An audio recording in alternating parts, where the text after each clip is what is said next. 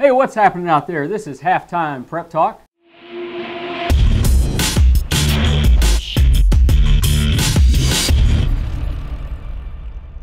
Matt Sparks, Aaron Snyder, we're back. We are back. It's basketball time in the Bluegrass, and we've taken a 3-week hiatus here, but we're set to tip off the second half of the Halftime Prep Talk season. We're going to have Merle Kidwell and Silas Cox from Russell's basketball team in here for the interview portion of the show. Remember, HTPT is sponsored by Fannin Automotive Family. And I want to direct your attention to the bottom of the screen as you'll see the Zanzi's ticker for pizza pie on the fly. Called Zanzi's. That's good. It was good. Now, let's talk about our 40th annual basketball preview issue. 40 years already? Talking to Rocky Stanley the other day, and he was like, wow, he thought it is actually even more than 40, but he's been involved in, I think, 35 of these. Pretty amazing. So, Rocky, Zach, Clemmy, Matt, you as well. There are so many contributors. I can't name them all, but I want to thank each and every one of you. And I tell you what, I will give credit to the pressmen downstairs. They were on their A game, and I thought the publication looked nice and pristine and clean, and good color, produced very well. Requires energy, effort, preparation, organization, and coordination, and a lot of K-Cup coffee, man. Yeah, your coffee maker was working overtime, I think, the last couple of weeks. It really was. Very rewarding, though, in the end. We hope you enjoy the 64-page publication. It's chock full of your favorite team's information, pictures, rosters, schedules, 5-year histories, and stories. It is a lot of work, but we really do enjoy putting it together each and every season for you. Now, let's rewind just a little bit. Last week was Thanksgiving. Matt, I don't know if you still have leftovers in the fridge, but I still got some. No, I have no leftovers whatsoever. Did you eat them up? No, my brother actually cooked this year, and we went to Louisville to see him, and he kept the leftovers. Oh, he kept them all? I guess he cooked, so I guess he gets to keep the leftovers. Yeah. Well, it's hard to transport turkey, 2.5 hours. Well, I'd like to give it a try, though. It's pretty good. Nice. Might smell up the car a little bit. But maybe you want your car smelling like turkey. Stuffing, a little a broccoli casserole. Of course, I can't eat that. Of course, I can't eat cheese, but it looked good.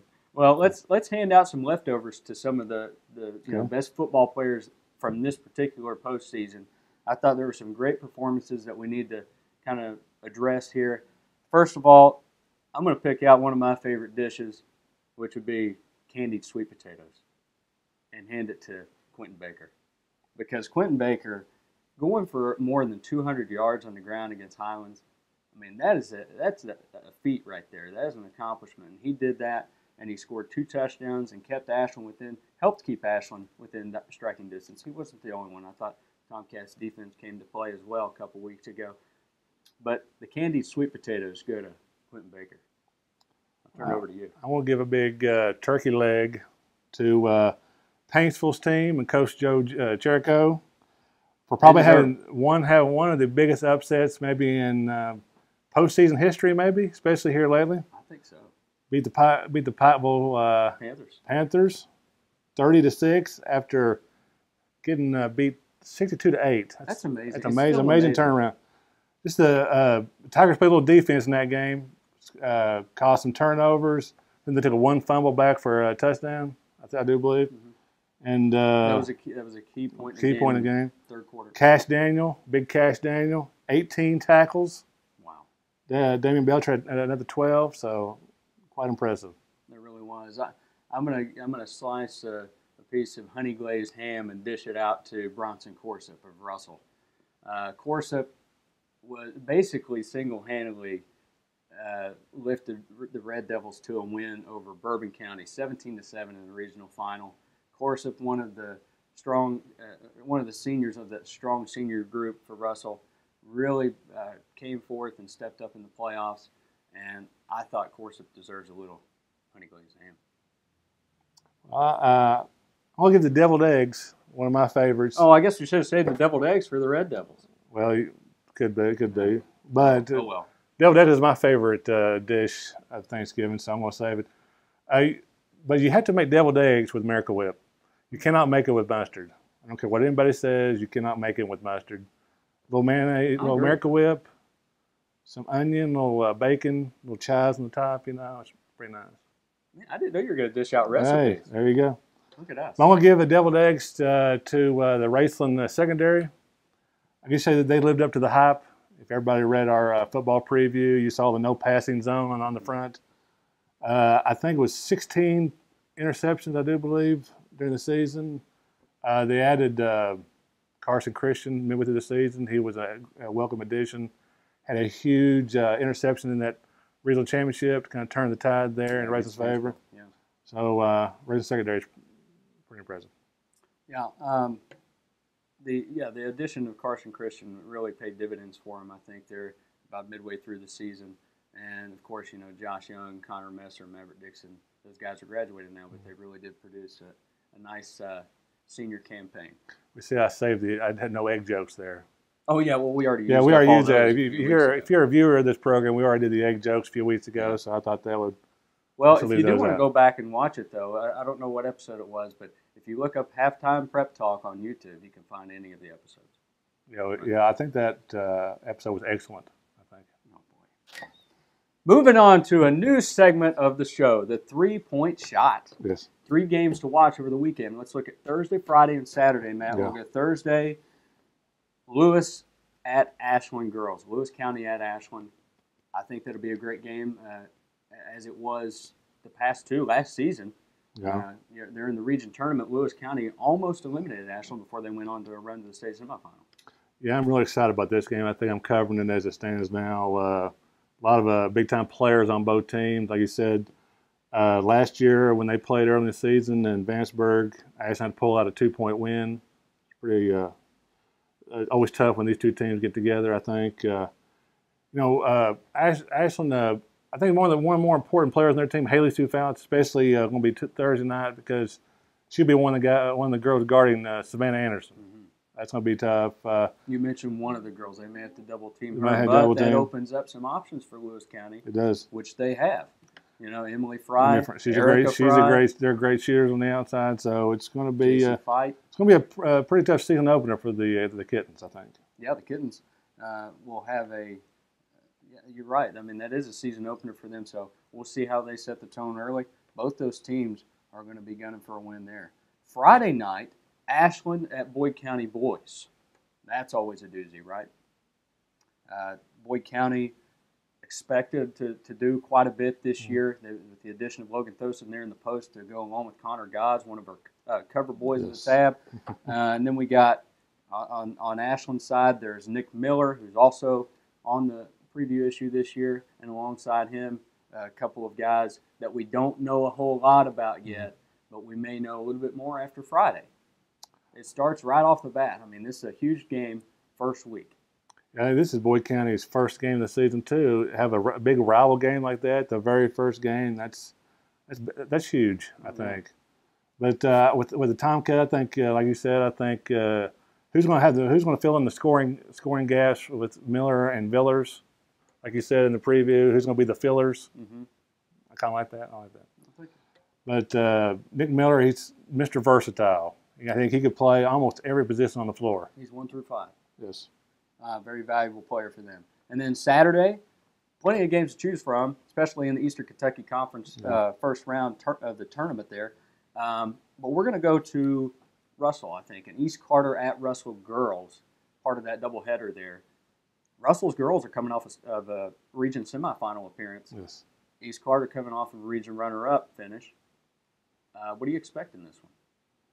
I expect a lot of defense too. I think Russell has one of the better centers. Maggie Jacobsuck, one of the top centers in the region. Russell gets to play at home, and it's a nice early test for them as well. But East Carter's got a lot of playmakers on their team. And a lot of depth. A lot of depth. What could be the difference here is we'll see how the guards match up. Yes. Madison Darnell and Shelby Huddleston for Russell. And you got Krista Mayo and Haley Hall for starters there for East. It'll be interesting. Got a lot of experience in the backcourt for East. You got Huddleston, but Madison Darnell, a young player, one of the top players, especially in this region too. But she hasn't seen a lot of big games yet, a lot of big minutes. Not as proven yet. Yes. but I think she will be when it's all said and done. Exactly. Let's move on to the next news segment. That's going to be 2 cents worth. We're going to pick 2 items from the Dime column, which runs every Monday, edition of the Weekly Dime. We're going to put them up for discussion. Now, this week I decided to go with 10 impact players who you don't know yet. So some maybe not the biggest names in the region, but 2 that will make a big impact for their team. My question is, for this particular segment, who is the most vital toward his or her team's success out of those 10 that I had selected? Let's start with you, Matt. Let's pick 1 girl and 1 boy. On the girls' side, let's go women first, of course. I think we're going down to Greenup County. Haley Van Landingham. It's going to be huge for the Lady Miss. Sophomore, I think. Sophomore. A lot of injuries on that team early on. Kate Campbell, senior forward, plays a big role for the team. She's had some knee problems dating back to the district tournament game. But Coach Anthony Gordon is really high on this player and thinks that she may be a future top 10 player in the region. I think she had 12 points and 8 rebounds against Boyd County on Monday. Although that was a loss, it was a promising sign for her. On the boys' side, I think I'm going to go with Ashland's Christian Villers.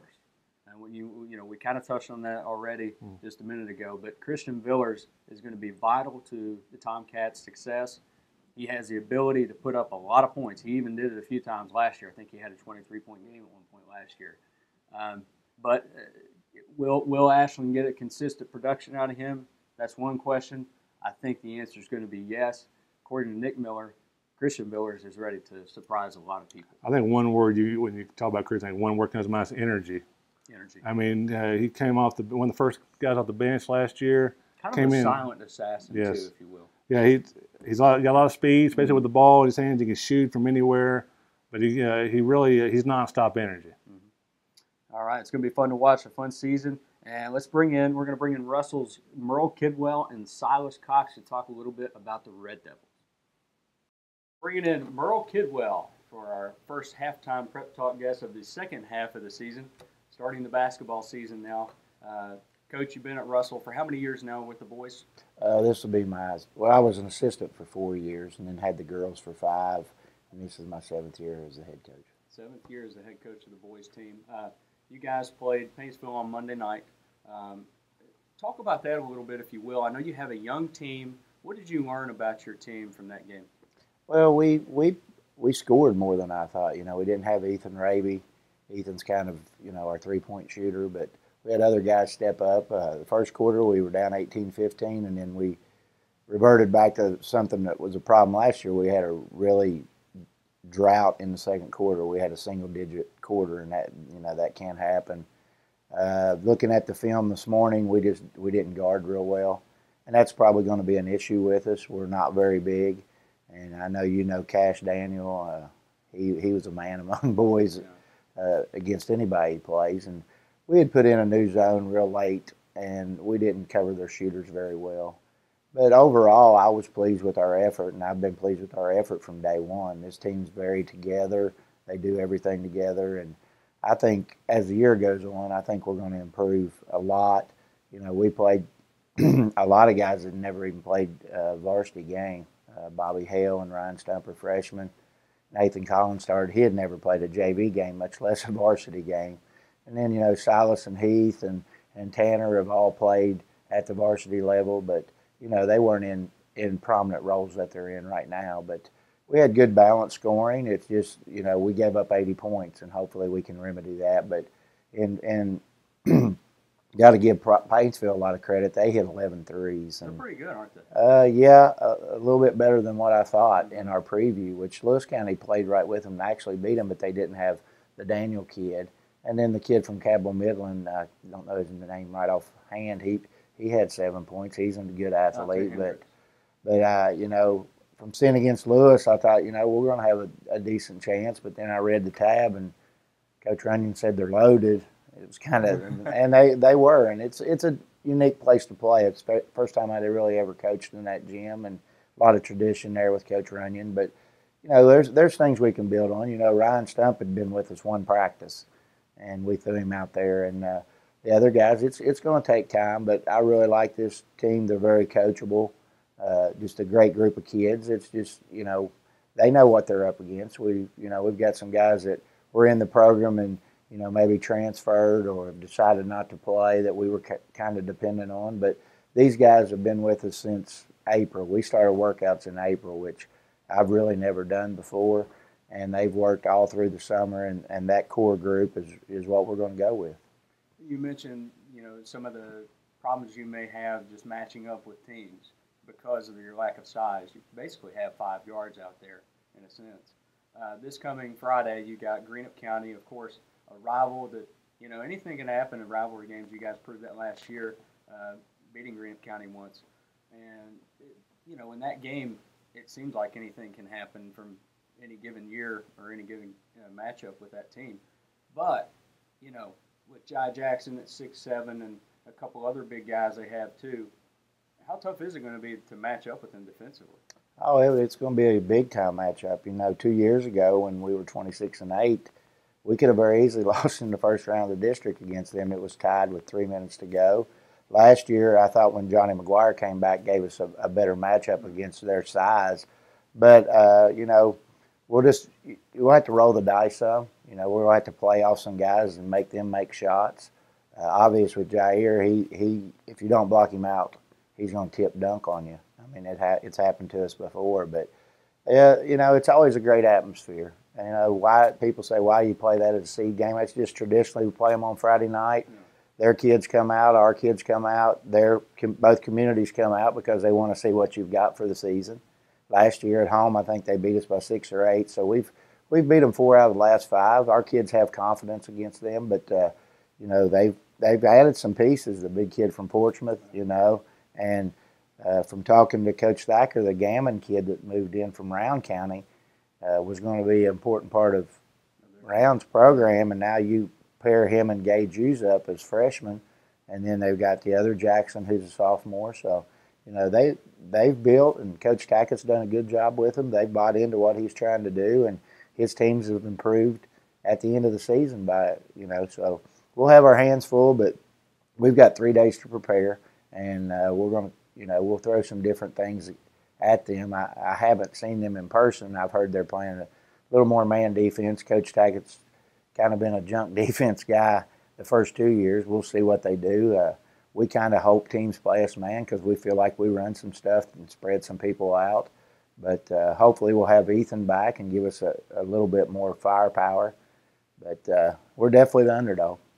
I know you guys, you're coming off a 6-win season, and you are kind of preaching to the kids that it's a process. Are they buying into that? I think so, and the reason we came up with that because we started back in April doing individual work, and we carried it over. We have a weight class now that I've talked to you about. That in the 7th period, I have 16 of our guys, and it's brought our team together. They're kind of more of a group. We've lifted since August. We've done individual stuff in the gym since August. Got a lot of shots up. And we just tell them, the weights are a process of it, getting in the first part of the season, breaking it up. I think they bought into that, and we just wanted to come up with a motto they could maybe buy into. And when you're a young team, it's, we're not saying we're not going to the region this year, but it's a process to rebuild to where we want to get back to. And I think these seniors can be a building block for that. Silas and Heath are good leaders. Silas a little more vocal than Heath. Hunter Williams and Dallas Wheeler are also a part of that. And I kind of consider Tanner a pseudo senior for us because he's been in our program since his freshman year. And those guys are kind of leading the younger guys. I don't see anybody being negative with each other.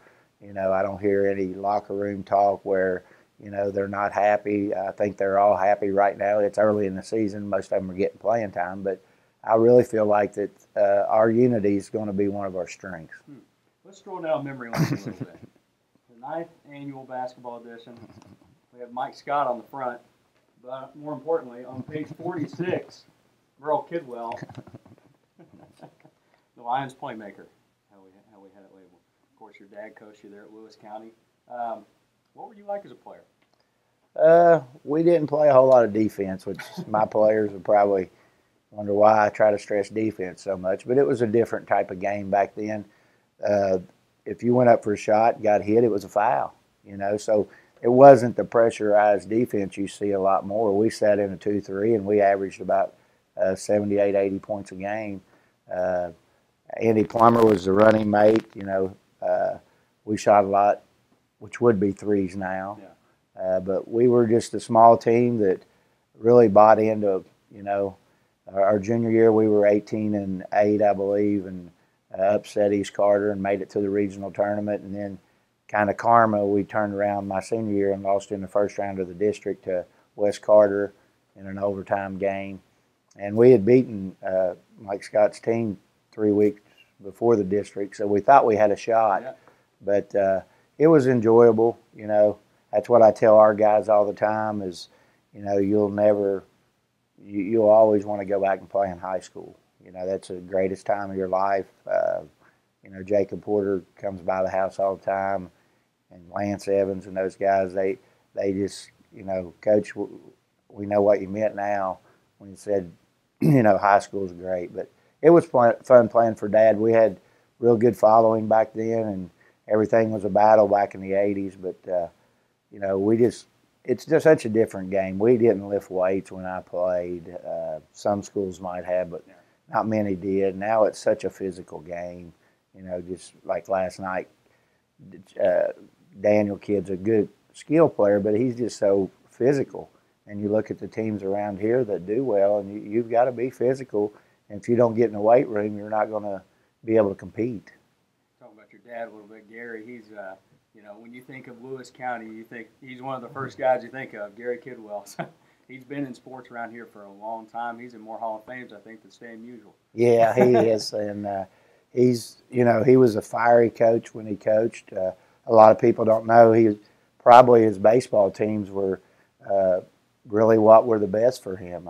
He coached several guys that played minor league baseball, but I grew up in the 70s. They hadn't won the district in 20 years, and he won 3 straight down there. And really, the great Ashland team that went to the Final Four, their toughest game was against Lewis County. I remember going to Boyd County. I think there were 10 busloads of fans, and Lewis County's known for that. And Coach Hampton's carried that over. And when I was at Lewis and we won a district, the community really backs you down there. But yeah, he loves sports. If he didn't have that, I don't know what he'd do. He's in his 50th year of teaching, driver's ed, which is I think is a pretty good gig. But he loves UK sports. He loves the Reds, the Bengals, and my mom's very supportive of him going, to all these different sporting events, and just real proud of him. I know he's proud of you too, how far you've come on in your career.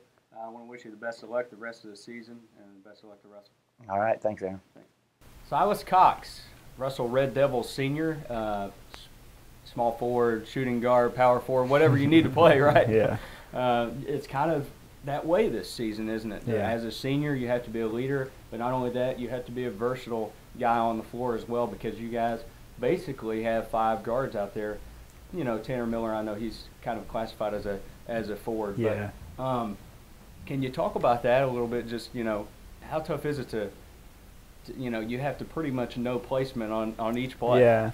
I mean, I'm normally past years of basketball, I've been known more as an outside shooter, 3-point shooter, but this year, especially in the off season, I've been working on more getting to the lane, mid-range, and getting to the basket more, just because mainly for myself and mainly for the team, because I knew we were going to be smaller this year, and driving in the lane and getting in there opens up more shots for other people. And I mean, yeah, we are a small team, so I mean, everybody's going to be able to have to play each position. And Tanner kind of plays guard / big man, and Ryan Stump, he can play a little bit of mid-range. He's sort of our big man. So I mean, everybody's going to have to pretty much know how to play each position to be able to be versatile. I know Coach wanted you to kind of assert yourself a little bit more too, to get some more rebounds, things like that. Not just you, but the rest of the guys as well.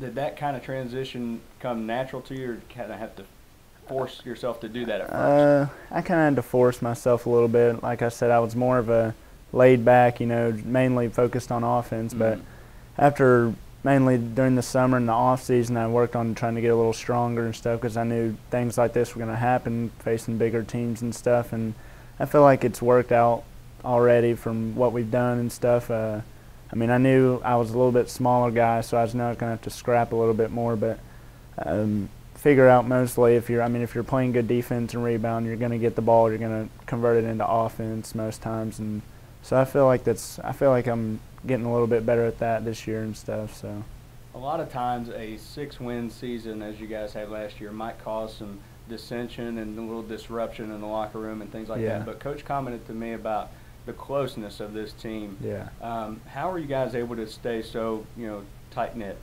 I mean, we looked at that, and we kind of after the season last year, after we lost in districts, we were kind of down. But once we started getting back together after the seniors had left and stuff, we realized who we had this summer and stuff, and we kind of used that as motivation. As we're going to be small, and we had 6 wins last year.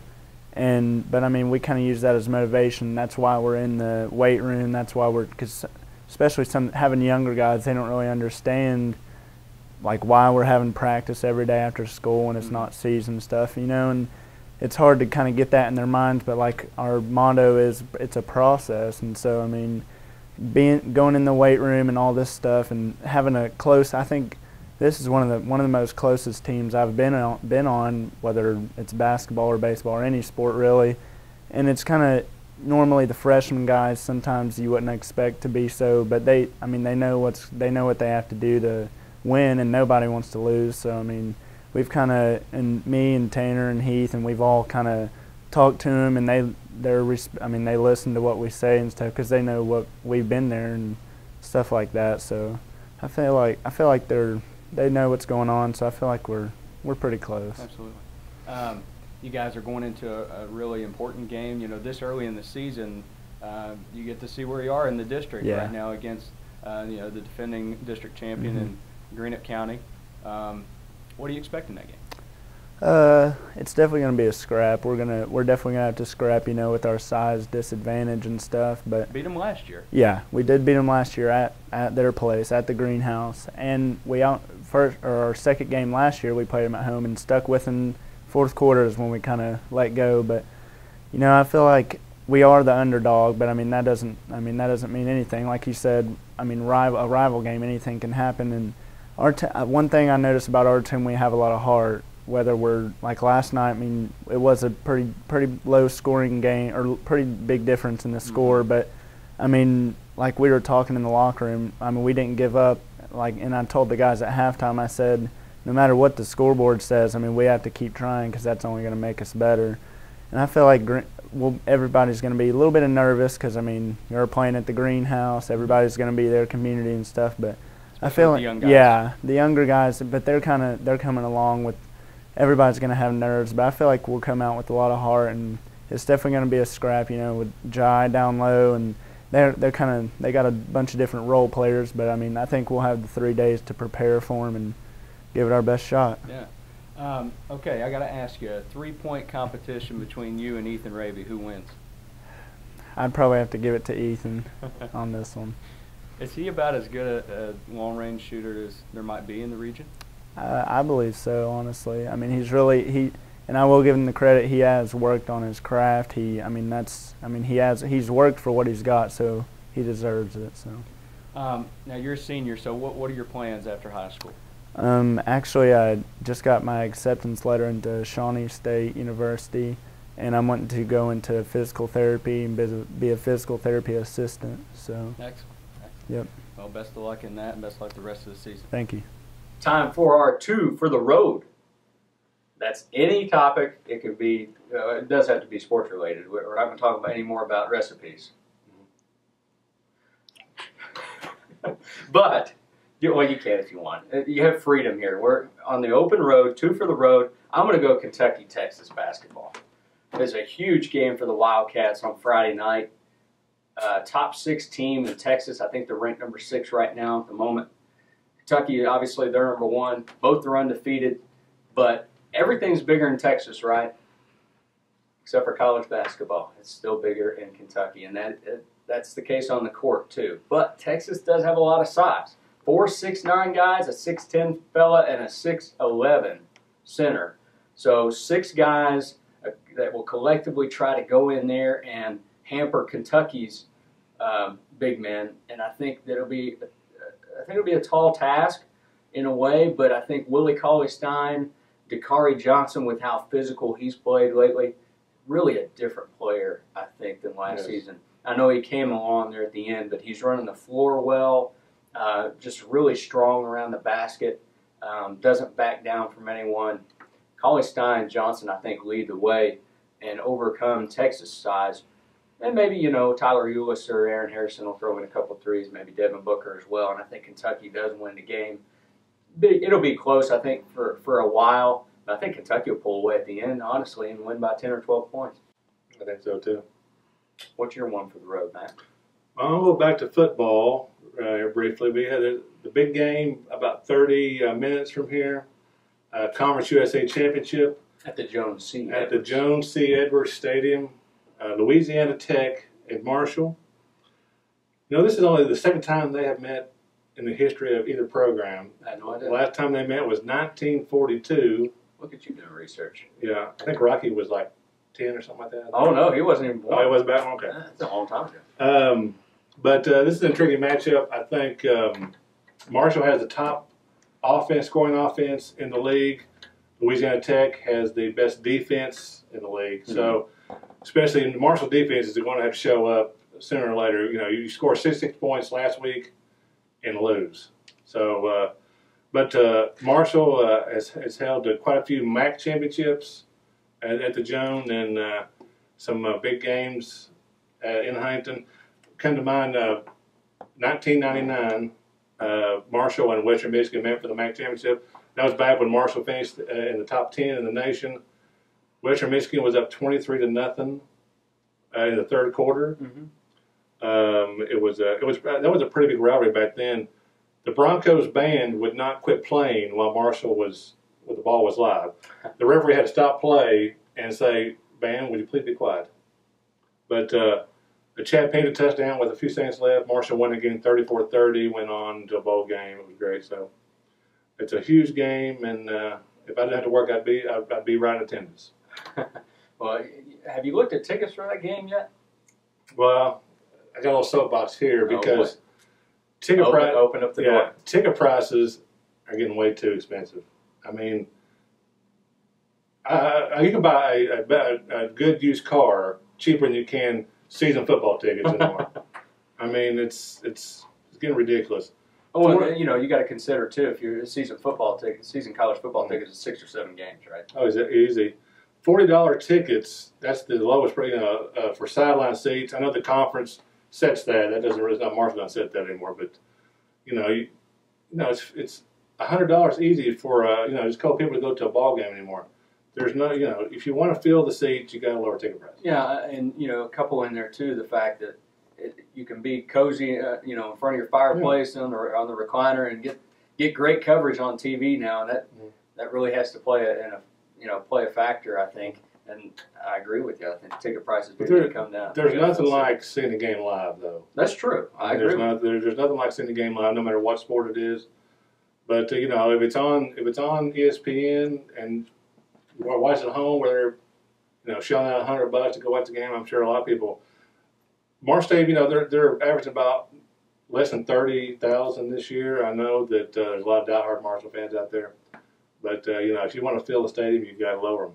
Yeah, well, talking about braving the cold too. I don't know how cold it's going to be Saturday, but I did that just a few years ago. I had to do it. It was one of those rare opportunities that the Bengals were in the playoffs. Of course, that's happened more and more often since then. But the temperatures were in the teens, but I went, and it was great. Well, I've seen quite a few games in the snow at Marshall. Oh, yeah. Championship game. I mean, there was another game I won't get into, but they played in the snow, and they had to snow blow the lines, the yardage lines during timeouts. I mean, it was that bad. Well, we want to thank Merle Kidwell and Silas Cox for joining HTPT this week. And again, HTPT is sponsored by Fannin Automotive Family. From Matt Sparks, I'm Aaron Snyder. We'll see you next week.